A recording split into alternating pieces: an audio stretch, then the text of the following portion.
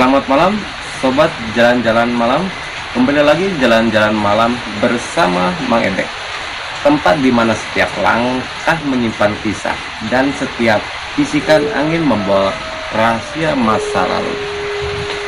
Malam ini saya akan mengajak kalian menelusuri kisah lama yang sudah beredar sejak tahun 70-an tentang seorang perempuan penari bernama Nyi Ronggeng yang konon jasadnya dikubur terpisah, kepala, badan, tangan, dan kakinya 4 kuburan berbeda. Dan yang lebih menyeramkan, tanah tempat kuburnya kini telah menjadi sebuah sekolahan.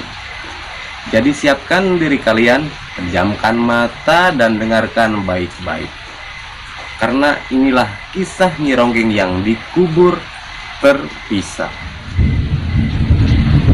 Di masa lalu, di Babakan Jawa, hidup seorang perempuan muda yang sangat cantik, Nyi Ronggeng.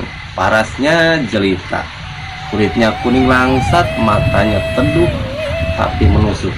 Ketika ia tersenyum, para lelaki seolah kehilangan kesadaran, seperti dihipnotis oleh kecantikan alami yang tak bisa dijelaskan. Ia adalah penari ronggeng terbaik di kampung Babakan Jawa. Setiap kali ia tampil di acara hajatan, orang-orang datang dari desa lain hanya untuk melihatnya menari. Dan setiap kali ia menggerakkan tangannya, menggoyangkan pinggulnya dengan irama gamelan, semua mata terpaku padanya. Lelaki yang melihat jatuh cinta, dan anehnya mereka selalu bertarung satu sama lain setelah pertunjukan berakhir. Lantaran itu seorang gantian bertarunglah. Warga mulai resah, terlalu banyak yang mati karena Nyi Ronggeng. Sampai akhirnya seorang kakek tua yang bijak, orang yang dikenal suka bersemedi di hutan, mulai menyadari bahwa ada yang sesuatu tidak wajar. Dalam semedinya, sang kakek mendapatkan petunjuk bahwa Nyi Ronggeng tidak sepenuhnya manusia. Ia telah menjalin perjanjian dengan makhluk halus, memiliki asihan maut yang membuat setiap lelaki jatuh cinta buta pada Nyi Ronggeng. Tumbalnya adalah darah para lelaki yang bertarung hingga mati itu. Setiap kali darah menetes, setiap nyawa melayang, kecantikan Nyi Ronggeng semakin kuat dan pesonanya semakin tak tertandingi.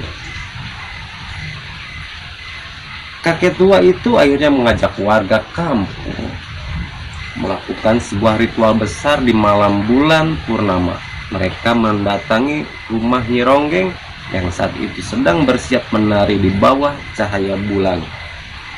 Ketika ia menatap mereka, mata Nyi Ronggeng berwarna merah darah, dan dari tubuhnya tercium wangi bunga kenanga yang sangat tajam.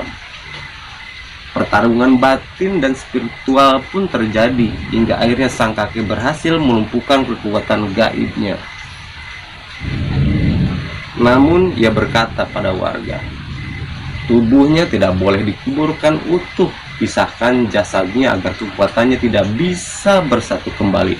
Maka malam itu juga, dengan penuh ketakutan dan tangis, mereka memisahkan tubuh Nyi Ronggeng menjadi 4 bagian: kepala, badan, tangan, kaki.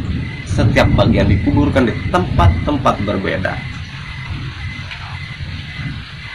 Setelah malam itu, kampung menjadi tenang. Tak ada lagi darah, tak ada lagi tarian mematikan. Dan waktu pun berlalu. Desa itu berubah, dan tanah bekas kuburan Nyi Ronggeng dijadikan sekolah. Awalnya semua berjalan biasa, tapi tak lama kemudian kejadian aneh mulai terjadi satu persatu. Suatu malam, penjaga sekolah Sebut saja Pak Rudi melihat bayangan putih di dekat pohon mangga tua di belakang sekolah. Ia mendekat perlahan dan terdengar suara gelang kaki kerincing, kerincing, kerincing. Lalu muncul sosok perempuan mengenakan kain jarik menari pelan di bawah sinar bulan. Pak Rudi tertegun. Sosok itu menatapnya tersenyum perlahan dan hilang dalam kabut malam. Keesokan, ketika warga menggali tanah di bawah pohon itu, ternyata disitulah dahulu bagian tubuh Nyi Ronggeng yang dikuburkan. Sejak saat itu, cerita Nyi Ronggeng terus beredar dari generasi ke generasi. Kakek dari tahun 70-an menceritakan kepada anak-anak tahun 90-an, dan kini anak-anak generasi 2000-an pun tahu kisah itu.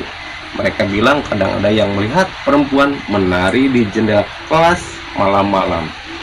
Kadang terdengar suara tawa lirih perempuan dari arah kamar mandi sekolah, dan kadang ada suara gamelan. Ada semacam soaron, bonang, tang ting tung seperti itu. Kadang ada suara goong, gung kayak gitu. Entah itu hanya sugesti atau roh Nyi Ronggeng yang masih memang belum tenang, karena mungkin bagian tubuhnya yang masih terpencar. Itulah kisah malam ini, Nyi Ronggeng yang dikubur terpisah. Legenda yang hidup dari masa ke masa, mungkin hanya mitos, mungkin juga nyata, tapi satu hal yang pasti, selama masih ada yang menceritakannya, Nyi Ronggeng tak akan pernah benar-benar hilang.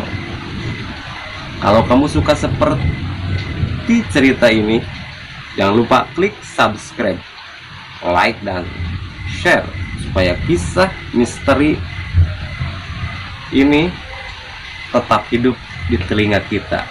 Sampai jumpa di episode berikutnya, masih bersama saya Mang Ebek di Jalan-Jalan Malam.